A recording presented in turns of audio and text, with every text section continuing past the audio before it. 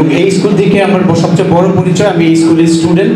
1993 সালে আমি এখান থেকে পাশ করেছি এবং আমার অনেক বন্ধুবান্ধব এখানে আছে, অনেক বড় ভাইদের সঙ্গে আজকে আমার এখানে দেখা হলো। এটা একটা পরম সৌভাগ্যের বিষয় এবং আমি সত্যি কথা কি যে খুবই অভিভূত যে এরকম একটা গ্যাদারিংয়ে মানে আমি আসতে পেরেছি এবং আপনাদের সামনে কিছু বলতে পারছি। আমি ছোট্ট কয়েকটা পয়েন্টে একটু কথা বলতে চাই। আমাদের যে কমিটি ফরমেশন হয়েছে, সেখানে কমিটি ফরমেশনে আমরা কি কি করবো এটা নিয়ে কিন্তু আমরা এখনো ডিসকাস করি না। আপনাদের সঙ্গে আমরা অবশ্যই বসবো। আমরা আসলে আপনাদেরই লোক, আপনারাই মনে করেন আমাদের প্রতিনিধি তৈরি করে দিয়েছেন। যদি আমরা ওইরকম কোনো কিছু পারফর্ম করতে না পারি, হয়তোবা আমরা এখান থেকে আমরা চলে যাব, নতুন কেউ আসবে। আপনারাও সবাই আসেন, কামাপ, কোনো প্রবলেম, কোনো সমস্যা নাই। আমাদের গত 7ই মার্চে একটা প্রোগ্রাম হয়েছিল, যেখানে আমরা এখানে যে প্রেজেন্ট ছিল নিয়ার অ্যাবাউট 200 পার্সন ছিলেন এখানে প্রেজেন্ট, আমাদের সিনিয়র ভাই এবং জুনিয়র ভাই মিলে। সেখান থেকে আমাদের একটা ছোট্ট একটা 17 জনের একটা কমিটি গঠন করা হয়েছে। কমিটি বলতে রিপ্রেজেন্ট গঠন করা হয়েছিল। তো আমাদের গত লাস্টলি আমরা এই 17 জন মিলে আমাদের কিছু বয়োজ্যেষ্ঠ বড় ভাইদেরকে নিয়ে একটা ছোট্টখাটো একটা কমিটি গঠন করছে। এই কমিটি নিয়ে অনেকের প্রশ্ন আছে।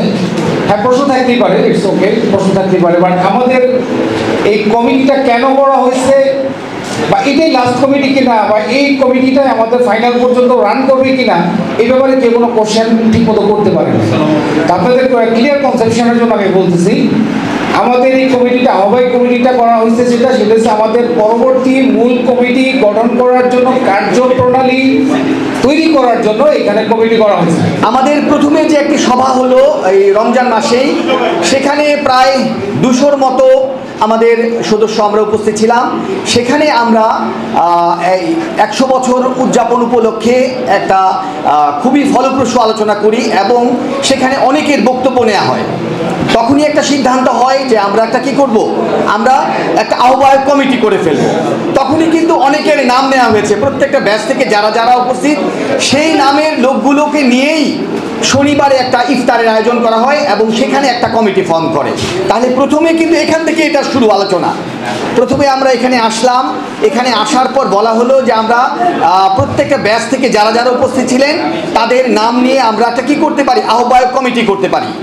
সেটার পরবর্তী সভাটাই হলো একটা রেস্টুরেন্টে বসে যারা যারা আহ্বায়ক কমিটিতে নাম ছিল তাদেরকে দিয়ে আহ্বায়ক কমিটির সবাইকে সম্মতিক্রমে আহ্বায়ক কমিটির আহ্বায়ক, সদস্য সচিব, কোষাধ্যক্ষ, অন্যান্য বিষয়গুলো আলোচনা হলো।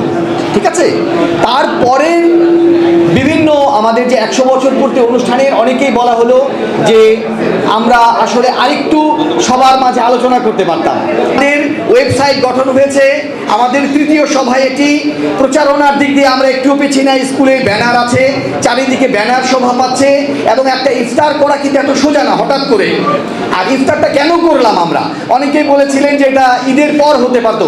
ঈদের পর তো হবেই, তার আগে যেহেতু বেশ কিছু প্রশ্ন উঠেছে, হ্যাঁ, তখন আমাদের মনে হলো যে না, আমরা আবার স্কুলে ফিরে যাই, স্কুলের সবার ম্যান্ডেট নিয়ে আসলেই একসাথে বসে ইফতার করবো। আমাদের মধ্যে ভুল বোঝাবুঝি যদি কিছু থাকে সেটাও আমরা সমাধান করব।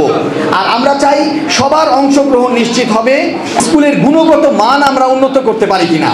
আমরা এই কমিটির যারা, তারা অলরেডি কী করেছে, স্কুলটা ভ্রমণ ঘুরে দেখেছি চারপাশে। স্কুলের প্রধান শিক্ষিকার সাথে কথা হয়েছে আমাদের, আজকে না অন্য সময় সব শিক্ষক শিক্ষিকাদের সাথে কথা হবে এবং পুরোটা স্কুল আমরা ঘুরে দেখেছি আমাদের কিভাবে আমরা কাজ করতে পারি। তাহলে আবার আমি রিপিট করছি, 100 বছর পূর্তি অনুষ্ঠানটা আমরা অত্যন্ত সুন্দরভাবে করব এবং এই মাঠে যদি সংকুলান নাও হয়, একটা অনুষ্ঠান এই মাঠে করব, আরেকটা করব স্টেডিয়ামে। ঠিক আছে, মানে 2 দিন ব্যাপী অনুষ্ঠান হলে একদিন হবে এই স্কুলে, স্কুল প্রাঙ্গণ সব প্রাক্তনরা আসলো, আরেকদিন হবে কোথায়, আমাদের বাইরে। এবং আমরা সেখানে কি করব, স্কুলে যারা বিভিন্ন ক্ষেত্রে অবদান রেখেছে সেটা ওই যে 26 সনে করবো তা না, কিন্তু আমরা প্রতি মাসে অনুষ্ঠান করে তাদেরকে সম্মানিত করতে থাকবো এবং তাদেরকে স্কুলে আসার মানে একটা গেটওয়ে করে দিব।